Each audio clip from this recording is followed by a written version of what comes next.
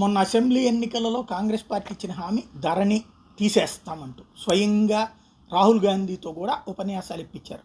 100 రోజులు అయిపోయింది. నేను అప్పుడే చెప్పా, వీటిట్లో ఏమైనా మార్పు చేర్పులు చేయగలరేమో కానీ తీయడం ఎవడి వల్ల కాదు అన్నటువంటి ఓ ప్రత్యేక ప్రణాళిక ఎక్కడ ఉందన్నాడు.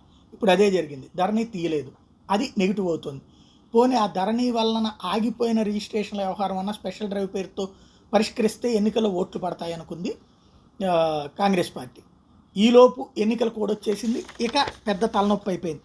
పార్లమెంట్ ఎన్నికల కోడ్ అమల్లోకి రావడంతో ధరణి పోర్టల్ పెండింగ్ దరఖాస్తుల పరిష్కార ప్రక్రియ నిలిచిపోయింది. ధరణిలో 2.46 లక్షల పెండింగ్ దరఖాస్తులు ఉండగా ఈ నెల 1 నుంచి ప్రభుత్వం వాటి పరిష్కారానికి స్పెషల్ డ్రైవ్ చేపట్టింది. భూ పరిపాలన ప్రధాన కమిషనర్ లాగిన్ నుండి పెండింగ్ దరఖాస్తులు తహసీల్దారులు, ఆర్డీఓలు, కలెక్టర్లకు పంపుతున్నారు. దీనికి అనుగుణంగా పోర్టల్లో లాగిన్లు ఏర్పాటు చేస్తున్నారు. ఈ దశలో ఎన్నికల షెడ్యూల్ ప్రకటనతో మొత్తం ఆగిపోయింది. డిజిటల్ సంతకాలు పూర్తయితే కానీ పాస్ పుస్తకాలు రావు, కాబట్టి మాట నిలుపుకున్నట్టు కాదు. కాబట్టి ఇప్పుడు అదే చెప్తారు, అంతా అయిపోయిందమ్మా రేపు అని. మరి జనం ఎంతవరకు నమ్ముతారో చూడాలి.